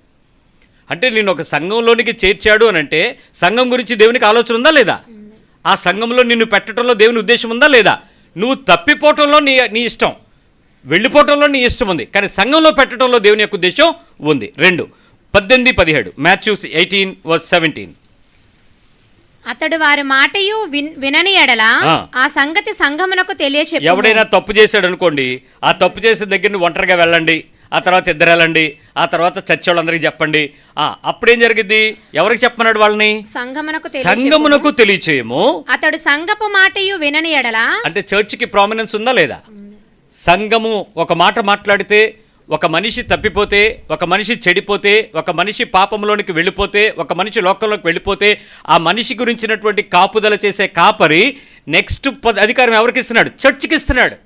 అంటే సంఘానికి ఒక అవకాశం ఉంది, ఒక అవసరం ఉంది, ఒక ప్రాముఖ్యత ఉంది, ఒక విలువ ఉంది, ఒక నాణ్యత ఉంది, ఒక ప్రమాణం ఉంది. చర్చ్ అనేది తమాషాగా ఆలోచించద్దు. ఏదో ఇక్కడ దూరిపోదాం, అక్కడ చర్చే, ఇక్కడ చర్చే, పొద్దున్న ఎక్కడ, రాత్రి అక్కడ, మా ఆయన అక్కడ, మేము ఇక్కడ, మా పిల్లడు ఇంకో దగ్గర కాదు. ఒక క్రమానికి అలవాటు పడమని చెప్తున్నాడు. ఒక క్రమంలో సంఘమునకు ఒక విలువ ఉంది. ఆ విలువ ఎంత కాపుదల ఉంది? సంఘము గనక గద్దిస్తే, సంఘము గనక మాట్లాడితే, సంఘమంతా గనక హెచ్చరిస్తే, సంఘం అంటే ఇద్దరు ముగ్గురా, ఎంతమంది దేవుని యొక్క ప్రేమలో కట్టబడతారో వాళ్ళందరూ కలిసి, అప్పుడు ఆ సంఘం ఏం నిర్ణయంతో చేస్తుందో తెలుసా? అక్కడ అతడు సంఘపు మాట వినని ఎడల అతనిని నీకు అన్యునిగాను సుంకరిగాను ఎంచుకొనుము. అంటే ఒక మనిషి క్రైస్తవుడు కాదు అనే డిసిషన్ కానీ, అతడు కేవలం డబ్బు కోసం మాత్రమే ఆలోచించేటువంటి సుంకరి అని కానీ డిసైడ్ చేసే పార్టీ ఎవరిది? పాస్టర్ది కాదు. ఎవరిది? చర్చ్ది. అంటే ఒక సంఘానికి ఎంత విలువిస్తున్నాడు దేవుడు? ఒక సంఘం పట్ల నువ్వు ఎంత క్రమంగా ఉండాలి, ఎంత ఆలోచనాత్మకంగా ఉండాలి, సంఘ నిర్ణయానికి ఎంత ప్రేమగా ఉండాలి, ఎంత ఆలోచనాత్మకంగా దానికి నువ్వు సభ్యత్వాన్ని కలిగి ఉండాలి, ఇది నువ్వు జ్ఞాపకం చేసుకో. 3వ విషయం చెప్తున్నాను. అపోస్తుల కార్యాలు 11వ అధ్యాయంకి రండి. సంఘం ఏర్పడిపోయింది. అపోస్తుల సంఘాలు అపోస్తుల కార్యాలు 11వ అధ్యాయంలో 11:26 11:26 వారు కలిసి ఒక సంవత్సరం అంతయు సంఘములో ఉండి, ఇంటి దగ్గర ఉండి, సంఘములో ఉండి, ఇంటి దగ్గర కాదా, సంఘంలో ఉన్నారా? మిలిటరీ అనుకున్నాను నేను. కాదు, వారు కలిసి ఒక సంవత్సర కాలం అంతయు సంఘములో ఉండి బహుజనములకు వాక్యమును బోధించిరి. మొట్టమొదటి అంత్యోక్యలో శిష్యులు క్రైస్తవులు అనబడి. సంఘం లేకపోతే క్రైస్తవులు వస్తారా? చర్చ్ లేకపోతే క్రైస్తవులు వస్తారా? మొన్న ఈ వీధిలో ఇప్పుడు కొత్తగా వచ్చాం కదా ఈ ప్రదేశంలోకి, ఒక చివర కాఫీ షాప్ ఏదో ఉంది, ఆ పక్కన ఒక ఆయన నాతో అడుగుతున్నాడు, సార్ చర్చి మార్చారట కదా అన్నాడు. అవునండి మార్చామన్నాడు. మందేనా అన్నాడు. మందేనండి అన్నాను. అంటే ఓనేనా అన్నాడు. చర్చి యేసుప్రభుదండి. నాది ఎలాగో ఉంది, నా ఓన్ ఎలాగో ఉంది. కాదండి ఇది దేవుందేనండి, యేసుప్రభుదేనండి అంటే అలా కదా మనం కొనేసామన్నాడు. చర్చిని ఎలా కొనేస్తాం? అసలు నీకు ఆలోచించే మాటలో మార్పు ఉందండి అంటే ఆయన ఉద్దేశం నాకు అర్థమైంది. ఏంటి ఆయన ఉద్దేశం? బిల్డింగ్ కొనారా అని అడగచ్చు కదా. చర్చి కొనిసారా? మనమేనా కొనిసుకున్నామంటే ఏం కొనిలేదండి, అద్దెకే తీసుకున్నామండి అన్నాడు. చర్చి అద్దెకి ఎలా తీసుకుంటాం? బిల్డింగ్ అద్దెకి తీసుకుంటాం. ఈ మధ్య కొంతమంది చర్చిలు అమ్ముతున్నారు. జనంతో పాటు 600 మంది సభ్యులు ప్లస్ ఒక బిల్డింగు, మీకు పాస్టర్ కూడా ఉన్నాడంట, చర్చి కలిపి అమ్మేస్తున్నాడు ఆయన. మా ఊరి దగ్గరే, నా దగ్గరికే వచ్చింది బేరం. రే మేము నశించిపోతున్న వాటి మధ్యలోకి వెళ్ళి కడతాం కానీ ఎవడో పునాదేసింది దాని మీద మేము కట్టలేమన్నాడానా? అలాంటి మేము కొనుక్కునే పని లేదు, అలాంటి అవసరం లేదు. మేము బయటికి ఇంత కలకల్లాడుతూ పచ్చగా కనపడుతున్నామంటే మా దగ్గర డబ్బులు ఉంటాయనా లేకపోతే కొనుక్కుంటావనా? అసలు అలాంటి పని చేయకూడదు, అది నీకు ఇచ్చిన బాధ్యత నువ్వు చెయ్యనంటే, లేదండి మంచి బేరం వస్తే అమ్మేద్దాం అనుకుంటున్నాను అన్నాడు. అమ్మేసుకోమన్నా. ఆ సంఘం అలాంటిదే. సరే, ఇక్కడ సంవత్సర కాలం వాళ్ళు ఎక్కడున్నారట? సంఘంలో ఉన్నారు. 1 year వాళ్ళు చర్చిలో ఉండి బహుజనములకు వాక్యానుసారము జీవించి బోధిస్తూ ఉంటే అప్పుడు ఆ ప్రజలందరూ ఏమన్నారు? చర్చికి వెళ్ళే వాళ్ళందరూ క్రైస్తవులు కాదు. అర్థమైందా? చర్చిలో దూరిపోయిన వాళ్ళందరూ క్రైస్తవులు కాదు. మీ వీధిలో మీ సాక్ష్యం క్రైస్తవ్యం, మీ ఇంటి బయట నీ సాక్షి క్రైస్తవ్యం. వాళ్ళు సంవత్సరం తర్వాత వాళ్ళు చేసే పనేంటి, వాళ్ళు సాక్ష్యం ఏంటి, వాళ్ళు కయ్యాలు పెడుతున్నారు అనుకోండి, అప్పుడు మంచి క్రైస్తవులు వాళ్ళు. ఎంతసేపు ఆవిడ ఇలాంటిది, ఈడు ఇలాంటోడు, ఆవిడ ఏం చేస్తుంది, ఆవిడ ఇలాంటి మాటలు మాట్లాడుతూ చుట్టుపక్కల 10 మందిని పోగేసి చప్పట్లు కొట్టించింది అనుకో, అది మంచి సంఘమే. అదేం సంఘమో మరి చూసుకోండి. నీ సాక్ష్యం సరిగా లేని నీ ఇంటి చుట్టుపక్కల ఎప్పుడైతే సాక్ష్యం చెడిపోయిందో నీ క్రైస్తవ్యం అయిపోయింది. తర్వాత కిందకి రండి, 16వ అధ్యాయము 5వ వచనం, 16:5. గనుక అపొస్తలుల కార్యాలయం 16:5. గనుక సంఘములు విశ్వాసమందు స్థిరపడి అనుదినము లెక్కకు విస్తరించుచుండెను. అంటే యేసుక్రీస్తు వారి యొక్క ప్రేమను బట్టి సంఘము దేనిలో స్థిరపరచబడాలి? విశ్వాసమందు. దాని తర్వాత ఏమవుతుంది? సంఘం ఏమవుద్ది? ఎక్స్పాండ్ అవుతుంది, విస్తరిస్తుంది. అంటే దేవునికి ఒక ఆలోచన లేకపోతే సంఘాన్ని ఎందుకు విస్తరింపజేస్తాడు? ఆయన స్వరక్తం ఇచ్చుకున్నటువంటి సంఘం అంటాడు. 20వ అధ్యాయం 5వ వచనం, 28వ వచనం, Acts 20:28. ప్రభువు తన స్వరక్తం ఇచ్చి సంపాదించిన తన సంఘమునకు కాయుటకు. ఏంటట? ఎలా సంపాదించాడు సంఘాన్ని? తన స్వరక్తం ఇచ్చి సంపాదించినటువంటి అనేటువంటి పదం వాడుతూ తన సంఘమును కాయుటకు పరిశుద్ధాత్మ మిమ్మును దేనియందు అధ్యక్షులనుగా ఉంచెను. ఆ యావత్తు మందను గూర్చియు, ఆ యావత్తు ప్రజలను గూర్చి అనలేదు. ఏమన్నాడు అక్కడ? మందను గూర్చియు. మంద అనే పదం దేనికి సంబంధించింది? పశువులకు సంబంధించింది, గొర్రెలకు సంబంధించింది. జనమును కలిపి దాన్ని ఏమన్నాడు ఆయన? మంద, యావత్ మంద. అంటే ఇప్పుడు మనల్ని ఏమన్నాడు? గొర్రెలకు కాపరిగా ఆయన ఉండడం ద్వారా ప్రజలు సమీకరించి ఒక చోటకు చేర్చబడి ఆ ప్రదేశంలో దేవుని యొక్క మాటకు కట్టుబడినటువంటి, ఏర్పరచబడినటువంటి, స్వరక్తం ఇచ్చుకొనినటువంటి సంఘము. చర్చిని వెళ్ళిపోవటం పెద్ద విషయమేమి కాదు. అసలు ఆ చర్చి తాలూకా విలువ ఏంటో, ఆ చర్చికి నేనేంటో, ఆ చర్చికి నా ద్వారా ఏంటో, నేను ఆ మందిరంలోకి ఉండటం ద్వారా దేవుని మాట ద్వారా నా బతుకేంటో అది తెలుసుకోకుండా నువ్వు వెళ్ళిపోతే అది ప్రమాదం అని హెచ్చరిస్తున్నాను. చర్చి మారచ్చు, చర్చికి వెళ్ళిపోయే పరిస్థితి. అవును, ఇప్పుడు నువ్వు యూకేజీలో ఉంటే నీకు బేసిక్స్ నేర్పించడం తప్పలేదు. నువ్వు ఇంటర్మీడియట్ స్టేజ్లోకి వచ్చాక కూడా నీకు ఏబీసీలు దిద్దిస్తాను ఇక్కడ కూర్చోబెట్టి అంటే నీకు ఇక్కడ ఎందుకు? ఇక్కడ ఖచ్చితంగా నీ అభివృద్ధికి తగినట్టు వాక్యం ఉండాలి అక్కడ. లేకపోతే నీ ఎముకలు క్షీణించిపోతాయి, నీ శరీరం రూపాంతరం చెందదు. అలాగే నేను ఏ ప్రొఫెసర్గా నేను థీసిస్ సబ్మిట్ చేసే స్థాయికి రీసెర్చ్ స్కాలర్గా ఉన్నానంటే నీకు ఎలిమెంటరీ స్కూల్లో కూర్చోబెడతావా? ఎప్పుడు చూసినా అదే బాధ చెప్పి నువ్వు ఇక్కడే ఉండాలి, ఎక్కడికి వెళ్ళడానికి కూడదు, నీ దశంభాగం ఇక్కడే ఇవ్వాలి, నీ పెళ్ళి ఇక్కడే జరగాలి, నీ సాగుకు నేనే కప్పెట్టాలి. ఎప్పటికి నువ్వు ఎదుగుతావు? ఎప్పటికి విశ్వాసంలో పరిపూర్ణతలు అవుతావు? నీ రూపాంతరం ఎప్పుడు జరుగుద్ది? నీ అవసరం ఏంటి? సంఘము నిన్ను పోషించేదైతే డెఫినెట్గా నువ్వు అక్కడే ఉండు. సంఘము నిన్ను బలపరిచేదైతే డెఫినెట్గా అక్కడే ఎదుగు. సంఘము నిన్ను ప్రోత్సహించేదైతే అక్కడే ఉండు. నీ క్రియలను మార్చి, నీ బుద్ధిని మార్చి, నిన్ను హెచ్చరించి, నిన్ను దిద్దుబాటు చేసి, నిన్ను ఆత్మీయతలో వరవడిలో యేసుక్రీస్తు రూపంలోనికి నిన్ను తీసుకొచ్చిందా ఆ సంఘం మార్గం. అంతేగాని అక్కడికి వెళ్ళడం వల్ల నాకు ఏంట్రా లాభం అని వెనక్కి తిరిగి చూస్తే, మీ సంఘం వల్ల మీకు ఏంటి లాభం అంటే ఏం చెప్తారు మీరు? దేవుని వాక్యము ద్వారా నీ బ్రతుకుకి ఈ సంఘము ఎంత మేలు, నీ జీవితానికి దేవుని వాక్యం ద్వారా ఎంత పరిణితి అని అడిగితే మీ చర్చ్ గురించి మీరు ఒక పేజీ రాయగలరా? ఈ వచనాలను బట్టి, ఈ బోధను బట్టి, ఈ హెచ్చరికలను బట్టి, పలానా రోజు పలానా విషయాన్ని బట్టి నా బ్రతుకు, నా పిల్లల బ్రతుకు, నా భర్తతో నా జీవితం, నా పొరుగువాడితో నా జీవితం, నా ఆఫీస్లో నా జీవితం, నా కుటుంబాల మధ్యలో ఈ స్థాయిలో అంటే నేను దండం పెట్టి చెప్తాను, ఇంత మాట విని కూడా మారని మరుగుజ్జులు, పనికిమాలిన చెట్లు, ఎండిపోయిన మోళ్ళు, గాలికి చెదరబట్టుకునే ఆకులు ప్రతి సంఘంలో చెత్త విస్తారంగా ఉంటుంది, డౌటే లేదు. అలాంటి చెత్తను చూడకండి, అలాంటి పనికిమాలను చూడకండి. కనీసం ప్రయోజనకరమైన పరిస్థితుల్లో ఏముందో చూసుకో.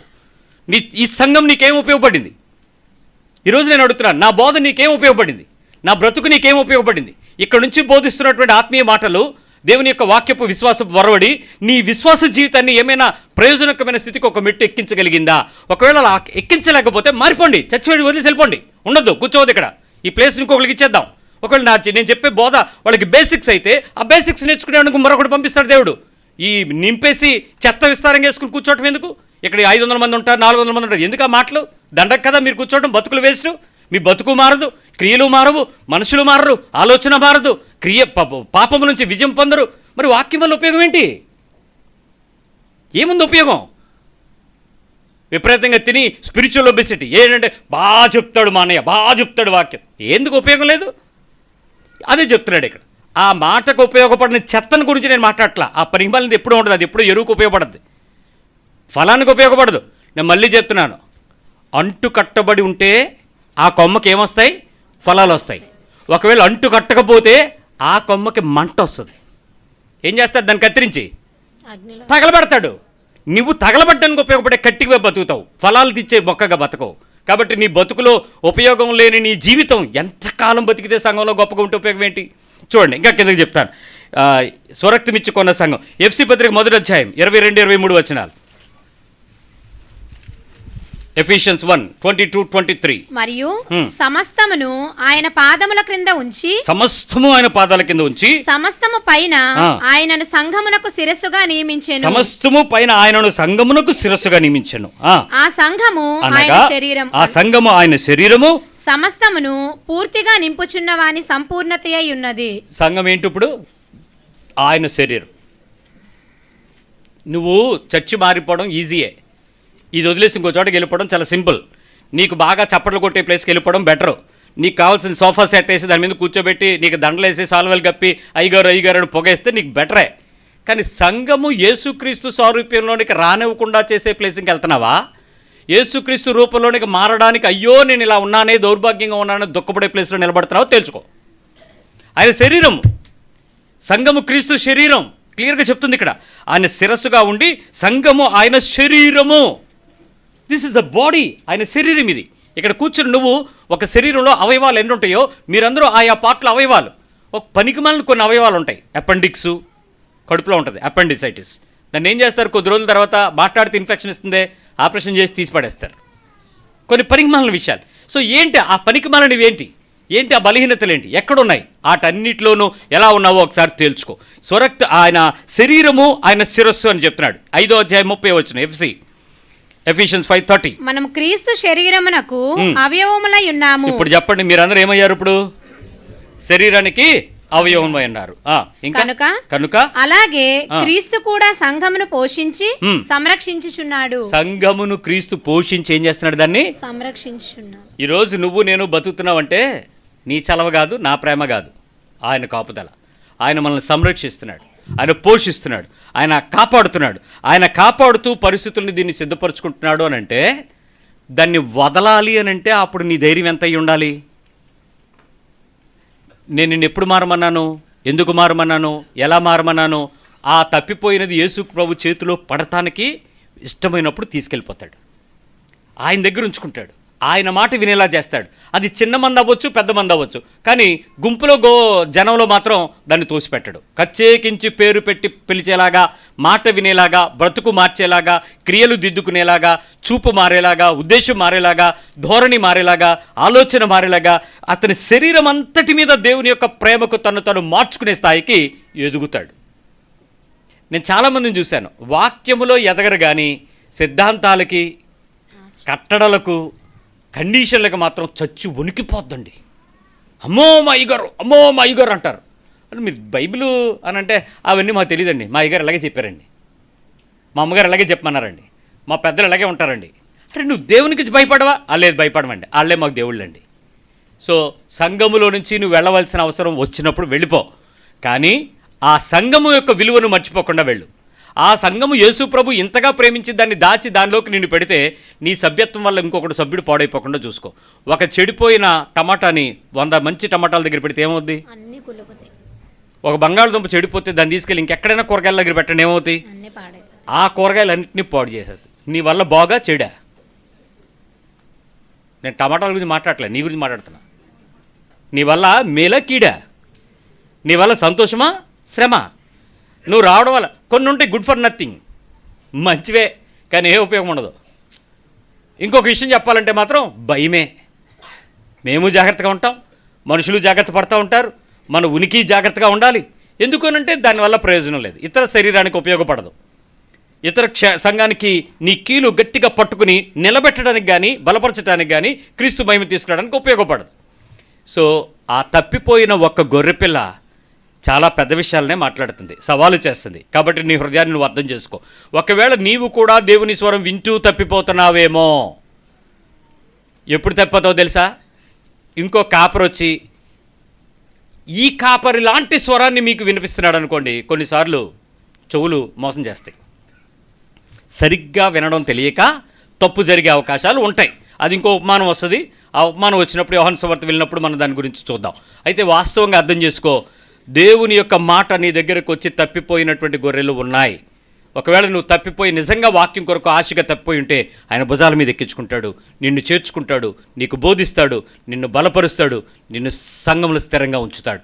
ఒకవేళ ఆ పరిస్థితుల్లోనే తప్పిపోయిన సంఘంలోనే నీ పారు మనసు అక్కర్లేని 99 నీతివంతులాగా ఉండిపోదాం అనుకుంటే నీ జోలుకు కూడా యేసుప్రభు రాడు. నేను అక్కడే ఉంచమంటాడు. నువ్వు అక్కడ ఉండడమే బెటర్. ఎందుకంటే నీ వల్ల మిగిలిన సంఘానికి ఏమవుద్ది? హాని కలుగుద్ది. నువ్వు క్రైస్తవులుగా బ్యానర్ పెట్టుకుని బతికేసాయి. నిజంగా ఆలోచించండి, ఇలాంటి సంఘాలు ఎన్ని కనపట్టలేదు మనకి. వాళ్ళకి మారుమనసు అక్కర్లేదు, వాక్యం అక్కర్లేదు, పరిశుద్ధత అక్కర్లేదు, ప్రేమ అక్కర్లేదు, దేవుని క్రియలు అక్కర్లేదు, దేవుని కొరకు బతికే నీతి అక్కర్లేదు.